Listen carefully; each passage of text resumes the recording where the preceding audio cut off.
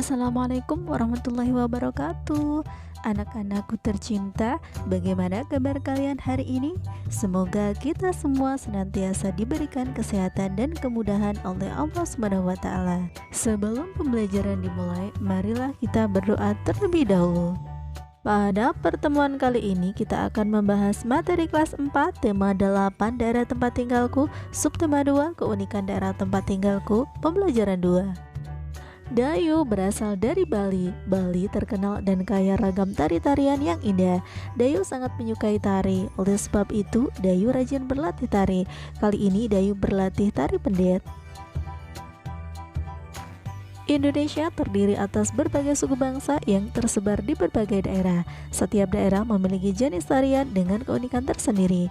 Misalnya, keunikan tari dari Bali diantaranya dalam penampilannya, gerak-gerak tarinya dilakukan dengan energik dan dinamis. Selain Bali, daerah lain juga memiliki ragam tari daerah berbeda. Tarian apa sajakah itu? Ayo kita cari tahu bersama. Apa saja karya tari yang kamu ketahui? Dari daerah mana karya itu? Coba cari tahu berbagai karya tari dan daerah asalnya, kemudian tuliskan dalam kolom berikut.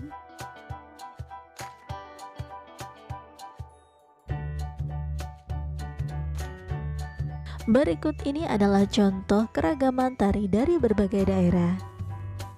Tari kecak dari Bali, tari merak dari Jawa Barat, tari kipas rumput dari Sumatera Selatan, dan tari golek dari Yogyakarta. Ada dua jenis karya tari, yaitu tari tradisional dan tari kreasi baru. Tahukah kamu apa yang dimaksud dengan tari tradisional? Tari tradisional adalah tarian yang telah mengalami perjalanan sejarah cukup lama. Contoh tari tradisional yaitu tari Serimpi, Sangopati, dan tari Gambyong dari Jawa Tengah. Berikut ini adalah contoh nama tari tradisional beserta daerah asalnya.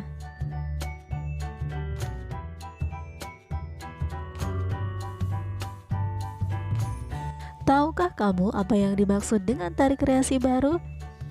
Tari kreasi baru sering disebut tari modern. Tari kreasi baru merupakan karya tari garapan baru. Contoh tari kreasi baru yaitu tari Manuk Rawe, Garuda Wisnu, dan Belibis dari Bali. Dan berikut ini adalah contoh tari kreasi baru beserta dari daerah asalnya.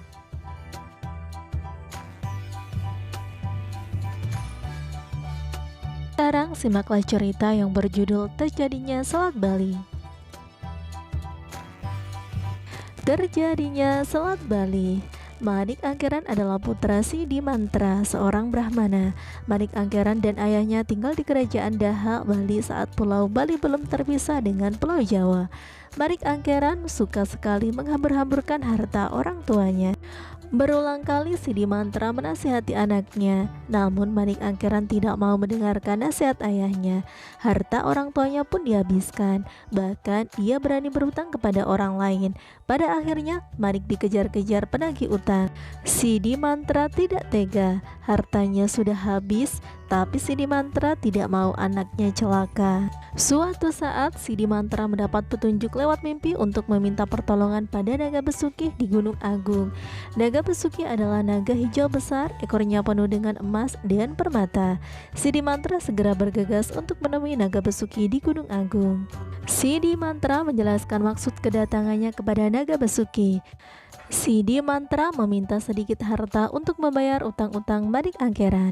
Naga Besuki bersedia untuk membagi sebagian hartanya. Naga Besuki mulai menggoyang-goyangkan ekornya, seketika beberapa emas dan permata pun rontok. Sayangnya harta yang didapat ayahnya kembali digunakan Manik Angkeran untuk berfoya-foya. Manik Angkeran yang kehabisan harta akhirnya mencari tahu tempat ayahnya mendapat harta. Seseorang memberitahunya bahwa Sidi Mantra memperoleh harta dari naga Besuki. Manik Angkeran segera menemui naga Besuki di Gunung Agung seperti yang telah dilakukan ayahnya. Naga Besuki, sudilah kiranya kau bagi sedikit hartamu untuk membayar utang-utangku, kata Manik Angkeran kepada naga Besuki. Aku sudah memberi ayahmu Sidi Mantra emas dan permata. Apakah itu masih kurang? Kata naga Besuki sedikit kesal. Aku mohon Beri aku sedikit lagi hartamu, Naga Basuki yang murah hati. Mohon Manik Angkeran kepada Naga Basuki. Baiklah, aku akan mengabulkan permintaanmu asal kau berjanji tidak akan berfoya-foya lagi. Kata Naga Basuki. Naga Basuki akhirnya luluh. Dia mulai menggoyangkan ekornya. Manik Angkeran silau melihat begitu banyak emas dan permata yang menempel di ekor Naga Basuki. Dia segera memotong ekor Naga Basuki dengan pedang. Namun Naga Basuki berhasil menghindar. Dia segera menyemburkan api dari mulutnya sehingga Manik Angkeran terbakar menjadi abu. Sidi Mantra yang melihat kejadian itu segera memohon kepada Naga Basuki untuk menghidupkan kembali Manik Angkeran. Wahai Naga Basuki, sudahkah kau menghidupkan kembali anakku Manik Angkeran? Beri dia kesempatan untuk memperbaiki diri. Mohon Sidi Mantra. Aku akan menghidupkan Manik Angkeran lagi, tapi dengan satu syarat. Manik Angkeran tidak boleh pulang bersamamu. Dia harus tinggal bersamaku dan menjadi muridku. Aku akan mengajarkan dia menjadi orang yang baik dan berilmu. Kata Naga Basuki sambil menghela nafas. Baiklah Naga Basuki, aku serahkan anakku kepadamu untuk dididik menjadi anak yang baik. Jawab Sidi Mantra. Akhirnya Manik Angkeran hidup kembali. Sidi Mantra segera mengeluarkan tongkat dan membuat garis memisahkan dirinya dan anaknya. Garis itu mengeluarkan air yang deras dan memisahkan Gunung Agung dengan sekitarnya. Sampai sekarang garis itu dikenal sebagai Selat Bali yang memisahkan Pulau Jawa dan Pulau Bali. Berdasarkan cerita tersebut dapat kita ketahui bahwa tokoh yang ada dalam cerita itu adalah Manik Angkeran, Sidi Mantra, dan Naga Basuki. Pada pembelajaran di subtema 1, kamu telah mempelajari tentang tokoh protagonis dan tokoh antagonis. Masih ingatkah kalian apa yang dimaksud dengan tokoh protagonis dan tokoh antagonis? Ya, kalian benar. Tokoh protagonis adalah tokoh yang baik hati, sedangkan tokoh antagonis adalah tokoh yang jahat. Tokoh protagonis pada cerita tersebut adalah Naga Basuki dan Sidi Mantra, sedangkan Manik Angkeran berperan sebagai tokoh antagonis. Sekarang carilah sebuah cerita rakyat yang berasal dari daerahmu. Tulis kembali cerita rakyat tersebut. Kemudian sebutkan tokoh protagonis dan antagonis dalam cerita tersebut. Dayu selesai berlatih tari. Dayu pulang dengan mengendarai sepeda. Mulanya Dayu mengayuh sepeda perlahan, kemudian Dayu mengayuh sepeda semakin cepat. Sepeda Dayu mengalami perubahan kecepatan dari lambat menjadi cepat. Dayu mengayuh sepeda berarti Dayu melakukan gaya otot. Jadi dapat disimpulkan bahwa gaya dapat mengubah kecepatan gerak benda. Masih ingatkah kamu apa saja pengaruh gaya terhadap gerakan benda? Mari kita mengingat kembali.